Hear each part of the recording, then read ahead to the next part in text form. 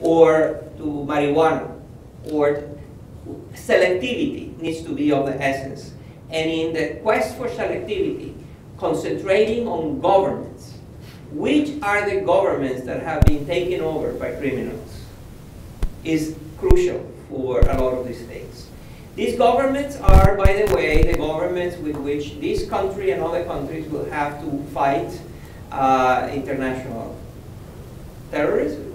They will have to deal with the international financial system and its regulatory system. They will have to deal with fighting poverty, with developing alliances to deal with the list of problems that are no longer amenable to solutions by any country acting alone. Global coordination is mounting. The needs for global coordination are mounting, but at the same time, increasingly, you have to coordinate with governments that essentially are criminal states. I have more, but I would rather stop here and listen to your reactions, and then perhaps I can add a couple of other points that I have here. Thank you.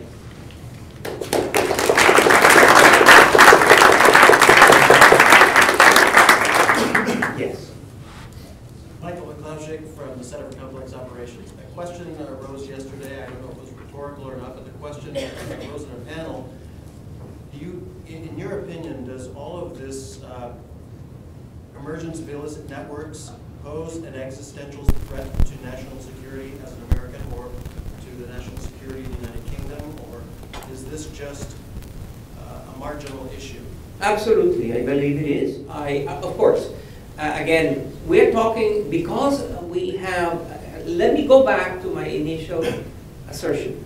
We're at a very primitive stage of understanding and intellectual development. So very often we use words that do not have clear meaning. There is too much under the category of illicit trades or international criminal, transnational criminal network. There's too much there. As I said, you can dump in there some people that are just trading in counterfeit Harry Potter books. But it also includes people that are trading in Harry Potter, meaning children. So you have to be selective. This group will take 30 seconds or less in deciding which of, if you have scarce resources, what would you rather give a priority to? Go after and spend time and money and resources in stopping people trading in fake books, or going after people that are trading in children. So those are the kinds of conversations. Do we really want to put the same efforts going after people that are stealing Microsoft software and plagiarizing and copying and selling, as the efforts that we are going to put on the people, on trying to stop people that sell centrifuges for nuclear enrichment? Takes 1 second to decide.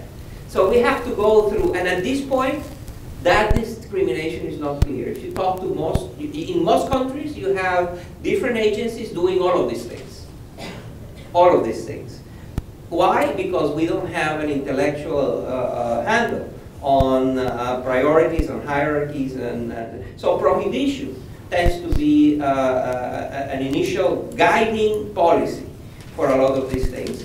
And very often that's an illusion, the illusion that you have a law that prohibits things, but then you have millions of people breaking that law. Yes?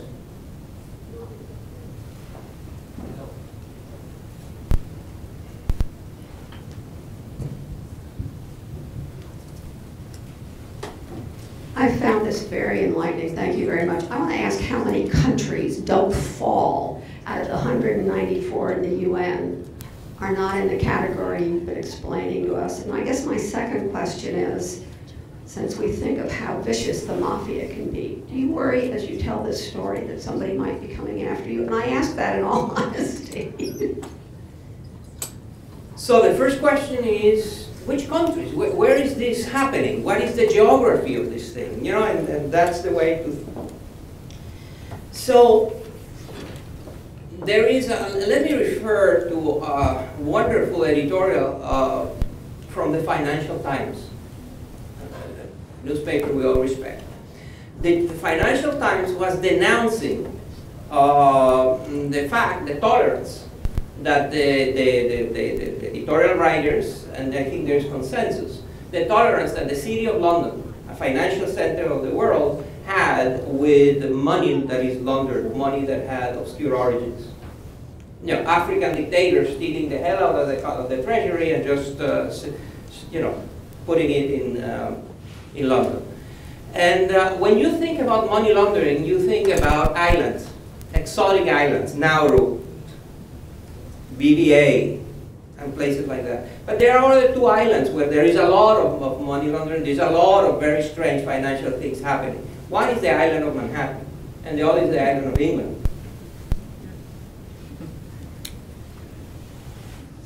Yes. So, but let me finish my thought. It's no longer about geography. It is no longer about failed states.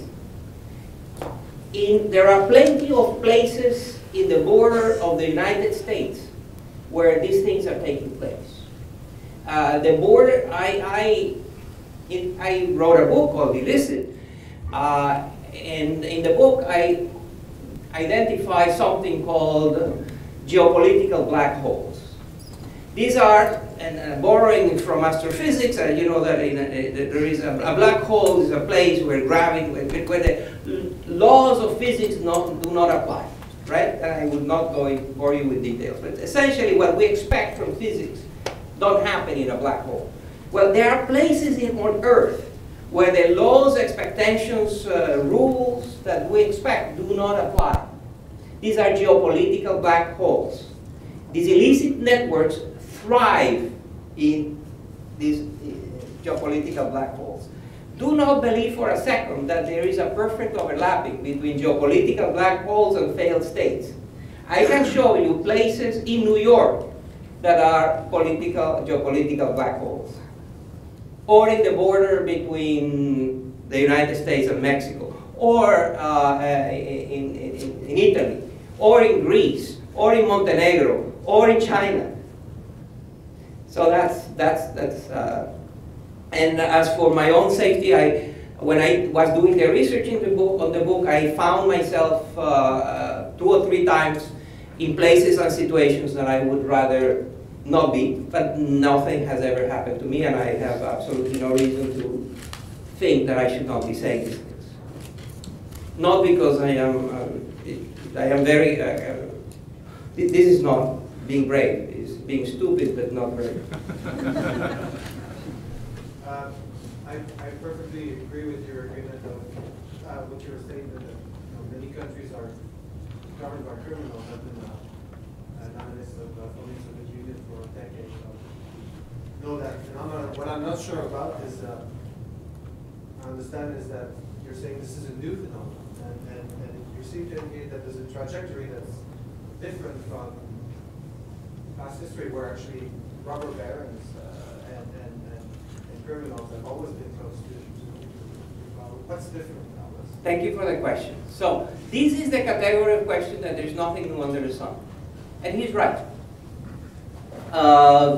You know, we have had historically criminals being associated with government. What I'm saying is that it has acquired a new volume, a new potency. Think about China when it was closed, communist, and centralized, and think China today. Think about Russia. Think about Khrushchev's and Brezhnev's Russia. Was it corrupt? Of course. But it was highly centralized. The foreign policy of Russia, of the USSR, was guided by a set of calculations that marginally included the private interests of the rulers. The foreign policy of Russia today are substantially guided by the private interests of people in the Kremlin and close to the Kremlin. It is different. Think about Tito's Yugoslavia and today's Balkans. Think about Asia. You know, all I'm saying is that it has acquired Before, those markets were very local and regional. Now they're global. Drug traffickers no longer export to some markets. They are global in nature. And the size and the volume of the profits, and therefore their need to have political influence beyond their country is very important. Sir? I have a question about solutions. As you described, this is a government problem, and so is the solution going to be more a unilateral one or a demand reduction one? I'd just like to hear you speak more about the solution. Chapter 9 in the book. The solutions are several. I believe, first, let's recognize, as again, I come back to the notion that we're talking about a lot of different things. It's like cancer. What is the solution to cancer? You have cancer. What do you do? Well, I'm going to treat you very differently if you have skin cancer than if you have cancer in the brain. Let's start with that horrible metaphor, but I think it explains what I mean. We're talking about a variety of maladies and threats and illnesses that each will require some targeted, different approach to it. The second is that nothing will happen, really, unless we don't get more attention to this subject. I am persuaded that we are, with illicit trade, we were with climate change and global warming 10 years ago. 10 years ago, global warming, climate change was a debate, but not a mainstream debate.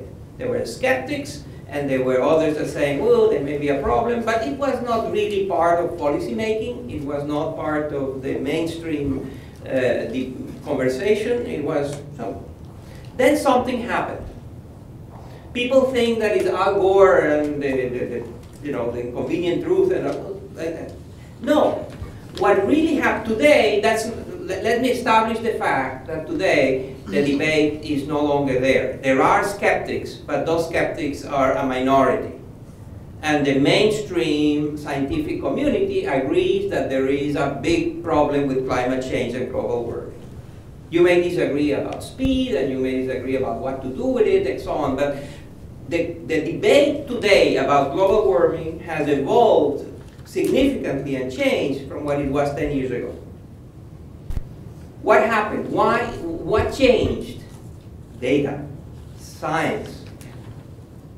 Essentially, what drove the change is that now we have, from the Hubble telescope to better sensors in the poles, to better data collection, to better science.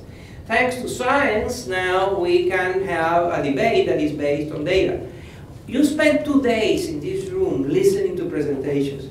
Did you see compelling data that changed substantially what you thought about this issue? No, I don't think so. And you had here some of the best people in the profession.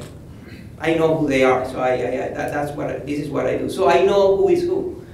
And we don't have data. We don't have instruments. We don't have measuring tools. We don't have intellectual backbone on this thing. We have anecdotes. We have anxieties. We have different parts of the bureaucracy. We have a lot of amateurs. A lot of the bureaucracies that deal with this are amateurs. They are dealing with it, all of a sudden, someone at the State Department is put in charge of this, and they start, from the beginning. Another in Treasury is given this responsibility, and a third is the USTR, and a fourth is in the FBI, and a fifth is in DEA, and you know what? They don't talk to each other. And then 3 years later, they move. And you get another set of amateurs learning and trying to develop a new jargon about this. I have seen this now for 15 years. And this is not an American story.